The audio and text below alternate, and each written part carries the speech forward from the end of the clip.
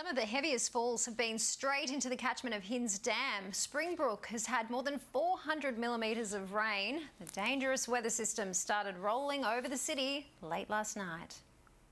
The flash of lightning in the early evening, an ominous warning of what was on the way.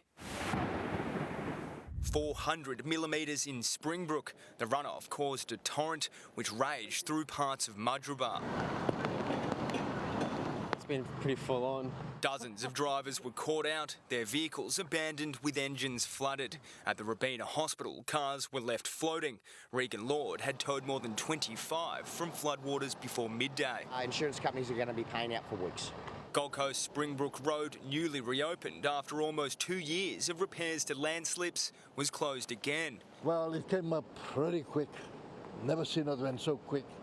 I'm living here for 20 years now. Debris marked the edges of Berrigan's Road. Yeah, it was a lot of water flowing. I've never seen it flood in front of my house. This is one of the first roads to go under, Hardy's Road in Benogan. The water levels rise here at a frightening speed. Right now it's almost a metre deep. At its peak, it was submerged by nearly 3 metres of water.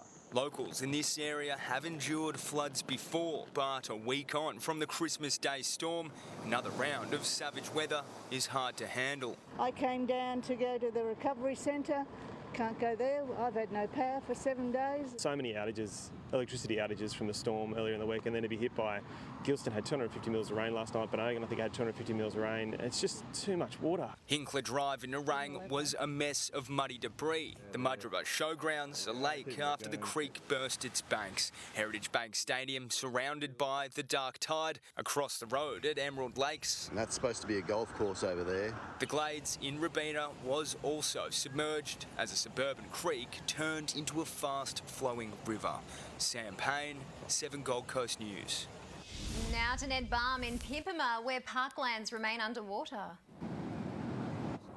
Yeah, that's right, Amanda. It certainly has. If you take a look here, this is actually a neighbourhood park. It looks more like a raging river at the moment. It really is hard to believe, and it gives you an idea to the extent of the deluge and how far north it has come. Not just Currumbin, not just the hinterland, but suburbs up here like Pimpama, like Ormo, like Upper Coomera. Very low-lying areas like this have suffered flash flooding all day, and as many streets were also cut off for a period of time. In fact, the Ormo AFL club, the Bulldogs, their entire field went under today. It's subsided now, but the destruction is widespread. So this deluge, we've really seen how far it has come, and we're really feeling it here in these northern suburbs. Yeah, thank you, Ned Balm. Let's go to weather presenter now, Liz Cantor. Liz, what is ahead of us tonight? Amanda, we're not in the clear yet. Severe warnings are current for flood and flash flooding and an outside risk of damaging winds. Here's a look at the current radar. As you can see, it was a wild night and there's been little relief today with widespread thunder and lightning. Today, the heaviest falls have been under those areas of red and black.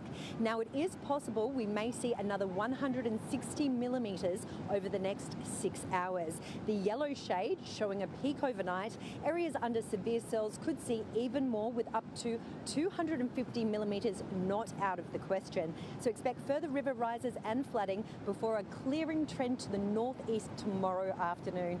Now, from around 9 to 10 p.m. tonight, we may see thunderstorms ramp back up. I'll have more details later in the weather.